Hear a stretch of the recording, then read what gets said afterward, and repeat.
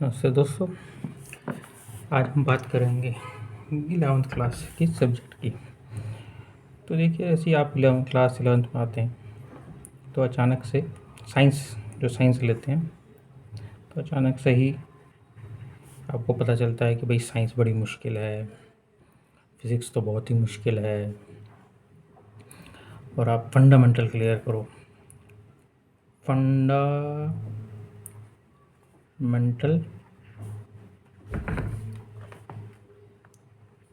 Clear करो। अब fundamental clear करो मतलब क्या रहता है? ये सब चीज़ें जो है सुन तो जाती है पर समझ में नहीं आती। फंडामेंटल क्लियर करो मतलब क्या करो? ठीक है, फिज़िक्स मुश्किल है तो क्यों है, साइंस मुश्किल है सिर्फ क्यों है? तो इन सब सवालों के लिए ये वीडियो बनाया गया।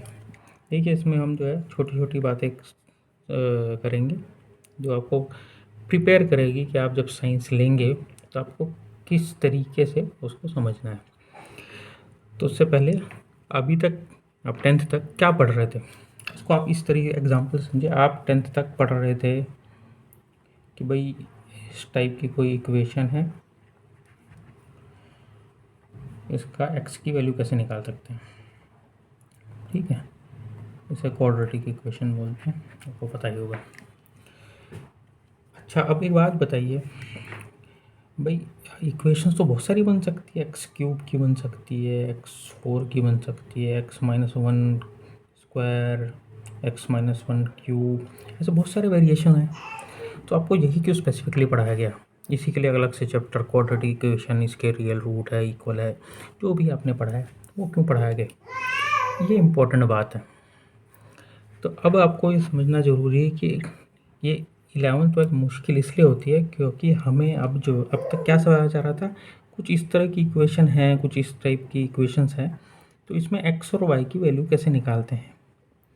पर आज से यानी क्लास 11th से आपको इस टाइप की इक्वेशन बनानी है। अब आप कहेंगे यार ये इक्वेशन कैसे बनाते हैं?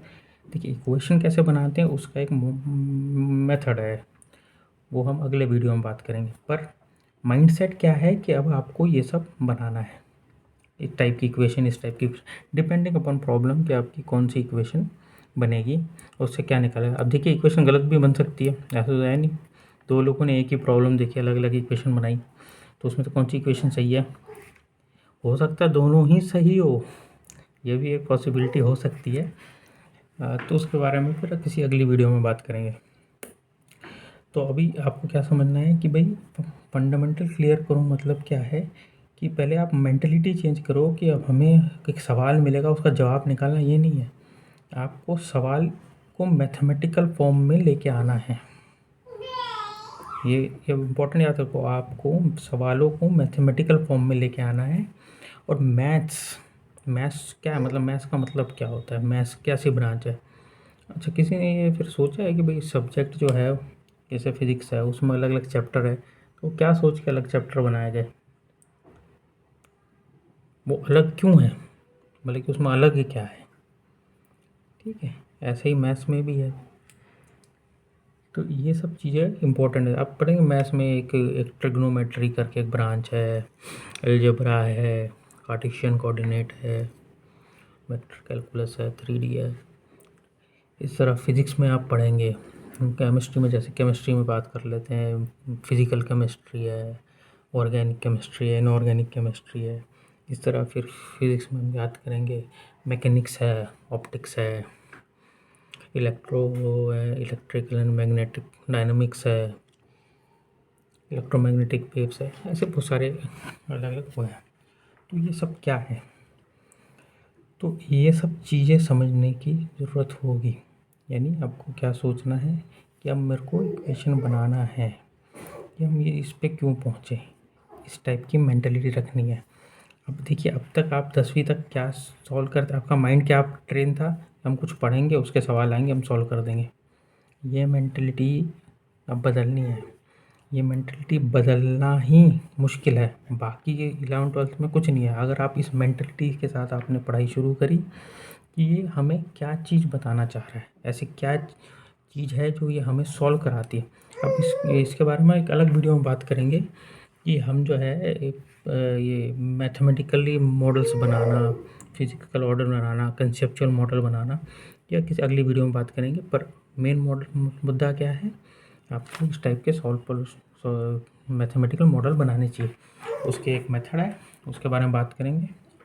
और अगर आपको पढ़ना है तो आप NCERT का फिजिक्स का पहला चैप्टर पढ़ सकते हैं, उसमें है ये क्या है, ये कैसे मेथड है, ठीक है। उसी को हम थोड़ी आसान भाषा में बता रहे हैं। तो ये होगी एक बात। तो अब आप जैसे साइंस में है, अभी देखिए अभी अगस्त चल रहा है, अभी आपने लिया होगा, आपको बहुत सारा कुछ पढ़ाया जा रहा होगा। आप कहेंगे यार ये क्या है, ये क्यों है ये। आप सोचिए कि आपको सवाल अपने अच्छे पूछने हैं कि भाई ये जो अभी जो भी चैप्टर चल रहा होगा आपका, काइनेमेटिक्स चल रहा होगा मोस्ट प्रोबेबली, ये acceleration due to gravity, this and that, शायद आप परमुटेशन कॉम्बिनेशन पढ़ रहे होंगे मैथमेटिक्स में। तो इन सब चीज़ों पे जो है आपको ये करना है कि भाई ये चीज़ सॉल्व क्या कर रही है। देखिए मेरी पर्सनल राय है कि आपको जो है ये सब्जेक्ट बने क्यों, यानी 11th के सब्जेक्ट 12th के बने क्यों, और वो क्या पर्पस सॉल्व करते हैं, जब तक आपको यह नहीं पता होगा तब तक आप जो है उसको ग्रैस्प नहीं कर पाएंगे कि हम ये पढ़ क्यों रहे हैं। इन सवालों के लिए ही आपको पहले सोचना होगा। इस सवाल के जवाब के लिए हम ट्राई करेंगे अपने नेक्स्ट वीडियो में कि आपको और ज़्यादा क्लियर कर सके कि हम अभी जो हमने कहा इस छोटी सी वीडियो में कि वो क्या करना चाह रहे हैं और कैसे पढ़ना चाहिए, कैसे मेंटलिटी है, इन सवालों को किस तरह से देखना चाहिए। तो अगली वीडियो में बात करते हैं, ठीक है। Thank you.